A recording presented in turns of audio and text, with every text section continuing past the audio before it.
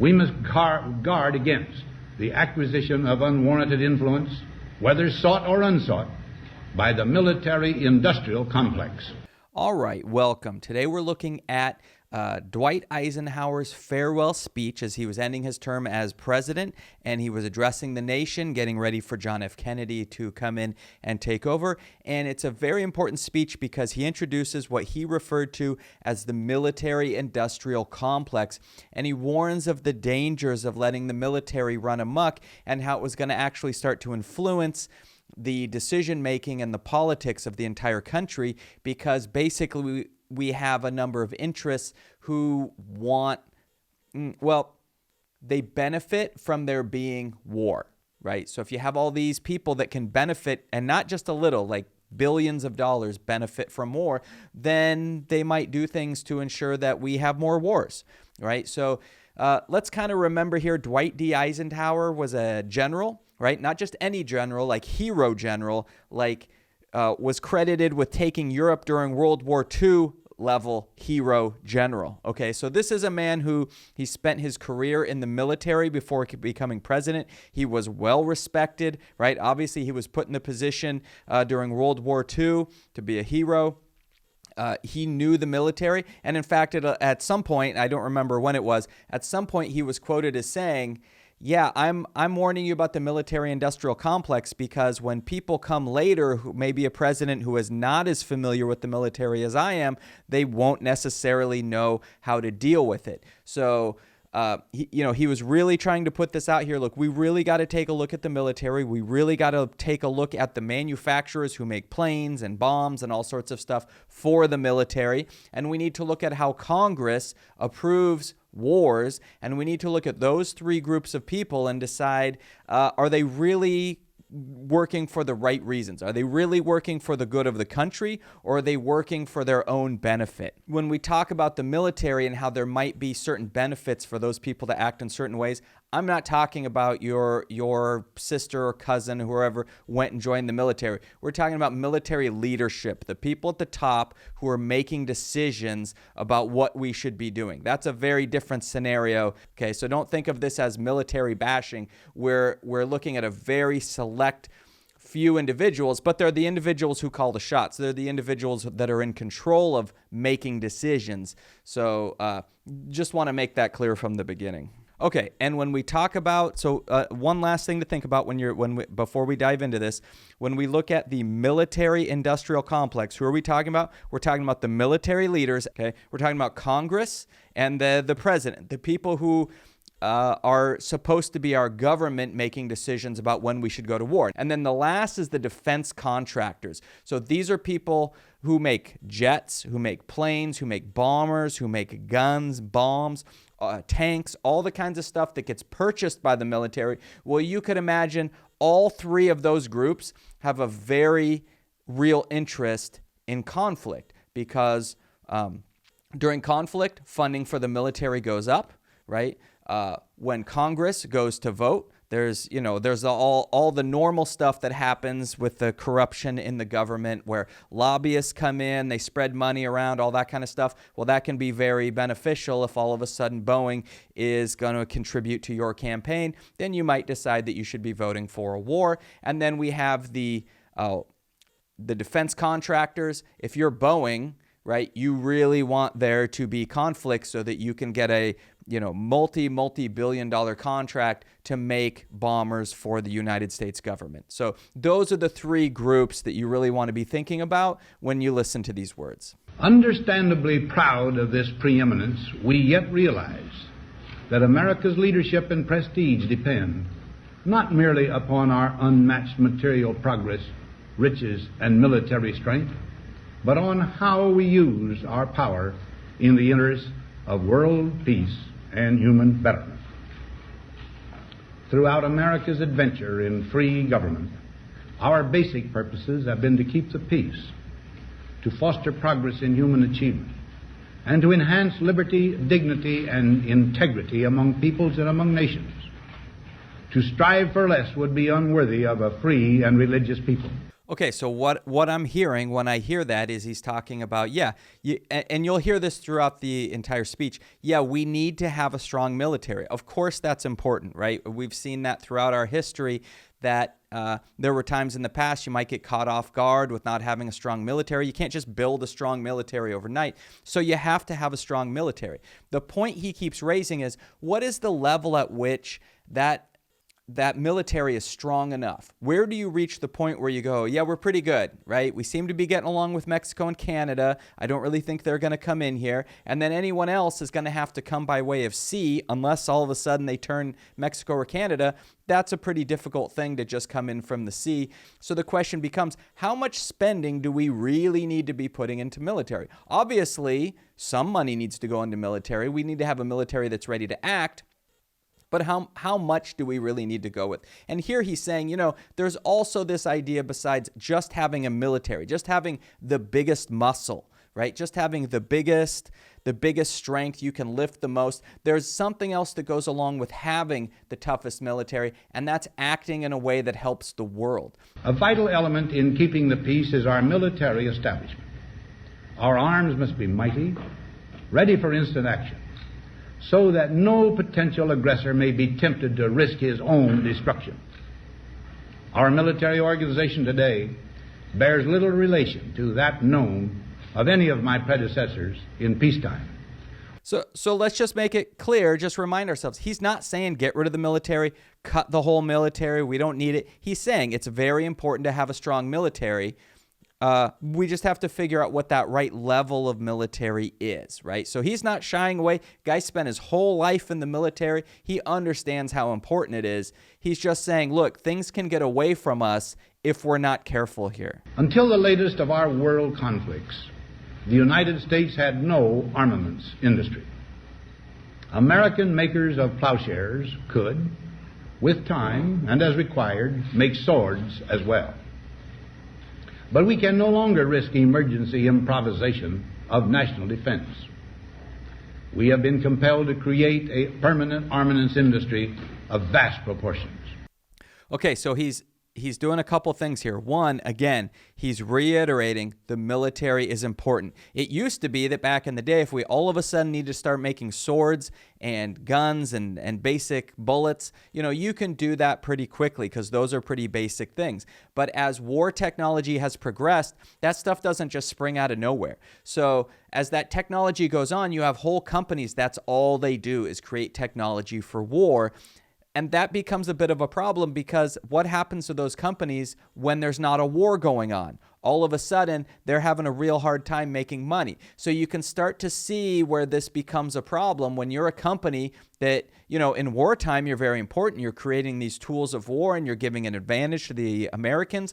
But then all of a sudden, if we did have peace for, say, 10 years, well, that company's not going to do so well in those 10 years. So that company has a vested interest in trying to make sure that there's conflict around the world. You can see how they would be lobbying. Absolutely, they would be lobbying to make sure that there could be some kind of a conflict somewhere.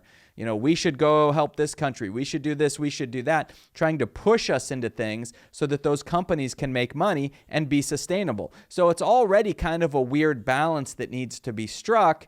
It's just unfortunate that, world conflicts lie in the balance of deciding how that company is going to be sustainable. In the councils of government, we must guard against the acquisition of unwarranted influence, whether sought or unsought, by the military-industrial complex.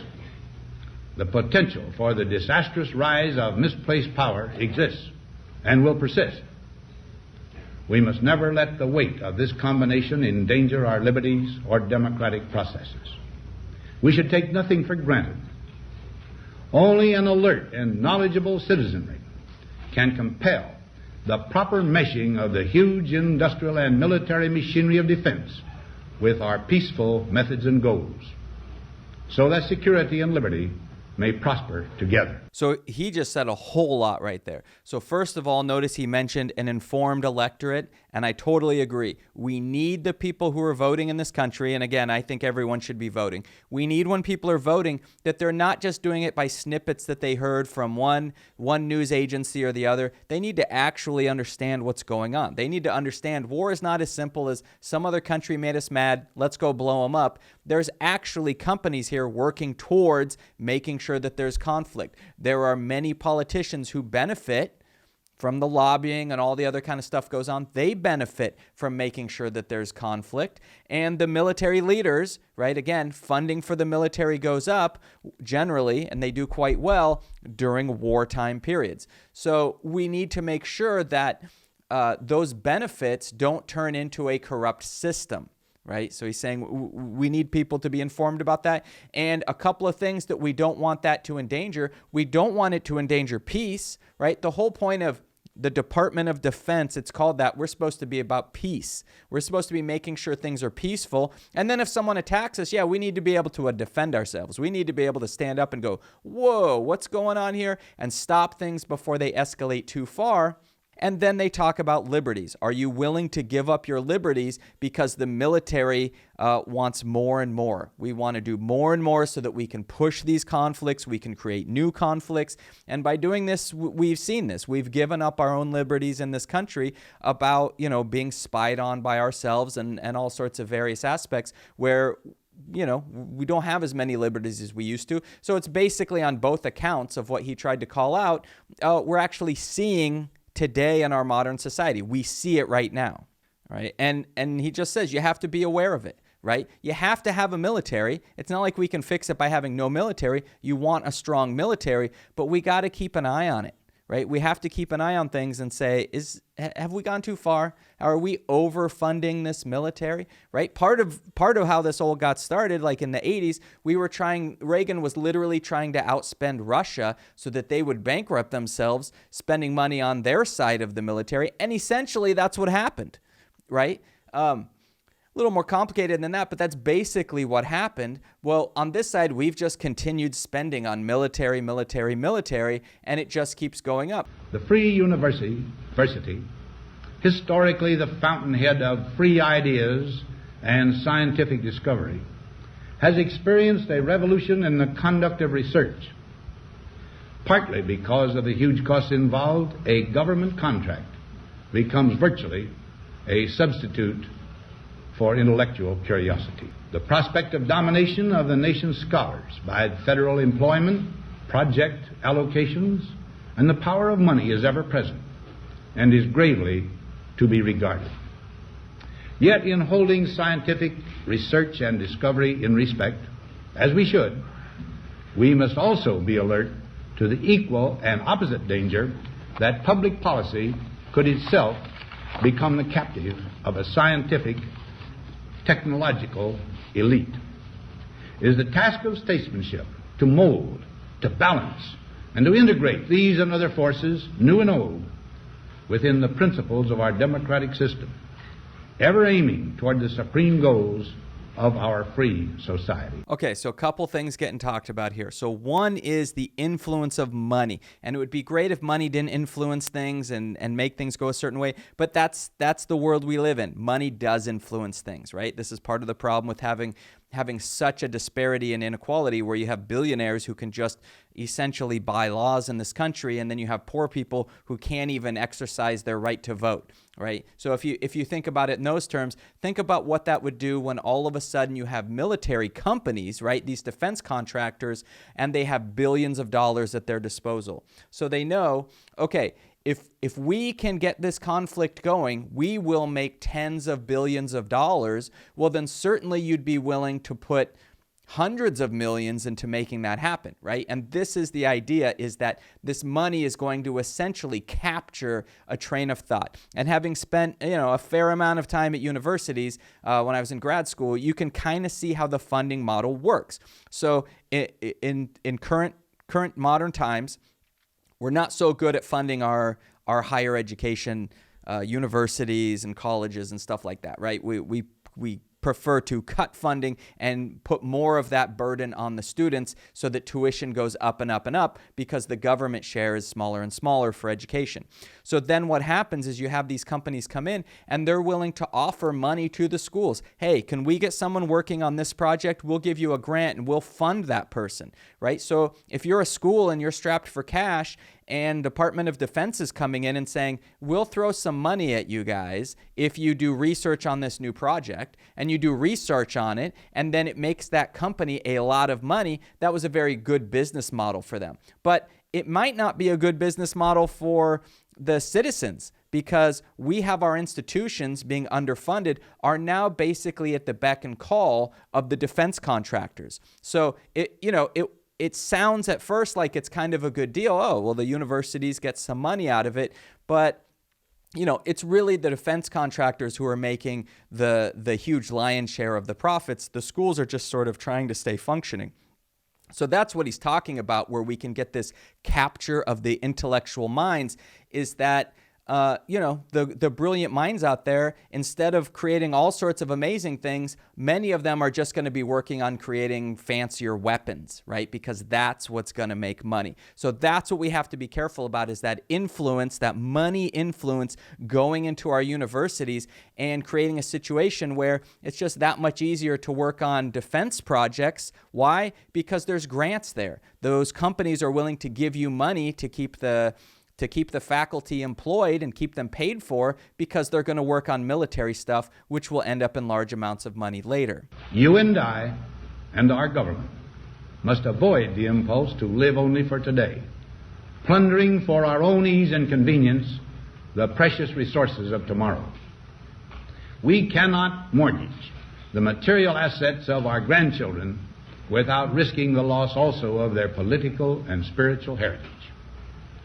We want democracy to survive for all generations to come, not to become the insolvent phantom of tomorrow. Yeah, this is a clip that I wish they would have started showing to people a few decades ago, or even further back than that. This idea that you should be leaving things to the future generations, not consuming the resources now and then just saying, hey, those future generations, they'll figure it out for themselves. You have to look out for it. You have to look out for, what are we building in terms of military for our country? Where's our military going? Are we spending money now on wars that the future generations are going to have to pay back? And currently the answer is yes. Right? These wars have not all been paid for, right? They're essentially being fought on much of it on borrowed money that new generations get to pay for, and we kind of look back and go, wait a minute, why did we fight these wars? There wasn't any weapons of mass destruction. What are we doing?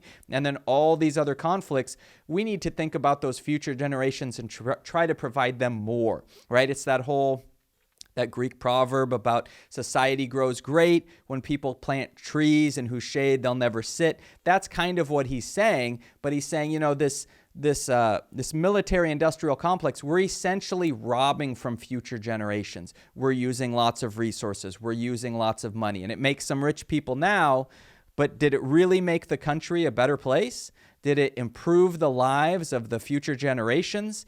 And that's a question we really need to ask ourselves before we get into these conflicts. America knows that this world of ours, ever growing smaller, must avoid becoming a community of dreadful fear and hate. Yeah, that's nice. When you listen to these older speeches, you don't hear the kind of rhetoric that we hear today. You hear about presidents talking about not wanting fear and hate. Now, listen to our current president. It's all fear and hate. That's all you hear is fear and hate, right? There they were talking about, let's stay away from fear and hate. Fear and hate move us in a direction where we make bad decisions. Fear and hate move us in a direction where we start doing things like starting wars that we don't need to be in, that the grandkids are going to end up paying for, right? That doesn't make a whole lot of sense. Let's think clear-headed. Let's not let TV, propaganda networks, and politicians and stuff with their propaganda get us fired up and feeling hatred and fear, like if we don't spend more and more on the military, people are going to be at our beaches trying to take over the United States. Together we must learn how to compose differences, not with arms, but with intellect and decent purpose. Yeah, diplomacy. Diplomacy is nice. So We saw this with Iran. There's a large number of people who thought we should not attack this with diplomacy at all, right? We should just punish, punish, punish, no diplomacy at all. And then if they don't like our punishment, we'll send in the military and we'll bomb them all. And it got kind of sketchy not too long ago, where it kind of looked like after they ripped up the deal with Iran and then weren't willing to make any kind of new deal or concessions, it looked like things were kind of escalating to a bad point. Luckily, we are not in a conflict with Iran at the moment, a military conflict at least. But we need cooler heads to prevail. I would much rather we send some smart people, they send some smart people, we put them all in a room and they talk it out. That's called diplomacy, rather than saying, let's just throw human bodies at the problem until some defense contractors make a lot of money, right? Maybe there's a better way to get things done. Those who have freedom will understand also its heavy responsibility. That all who are insensitive to the needs of others will learn charity, and that the scourges of poverty, disease, and ignorance will be made disappear from the earth, and that in the goodness of time all peoples will come to live together in a peace guaranteed by the binding force of mutual respect and love. He may have been a little overly optimistic. That definitely, although beautiful, that doesn't describe the world that we live in. We do not live in a world of peace. We do not live in a world where people understand each other and love each other.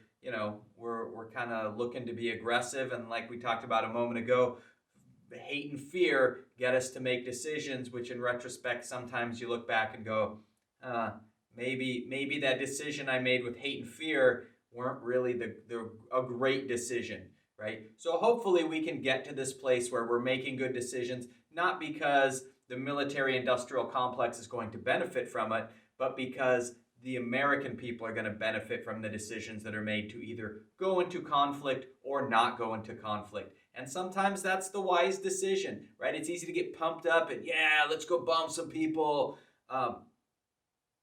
That's not necessarily always a wise choice, right? Sometimes the braver thing is to not let your emotions carry you away and make decisions that, affect the lives of other people around the world, and really try to make sure that that willingness to inflict force, that willingness to cause harm and death are really done with a lot of thought, so that we're only doing it when we've decided it's really, really necessary, not just because we can. We have this massive military, we better just use it. So that's the farewell speech from Eisenhower, where he introduces the term military-industrial complex. We now know what it means. Basically, you've got this three-headed beast. You've got Congress, you've got the military leaders, and you've got defense contractors, and all of them benefit from conflicts. And we have to be real careful not to get into those conflicts for the wrong reasons, basically just to create those benefits for those three groups of people. Tune in the future where we will talk about more political perspective.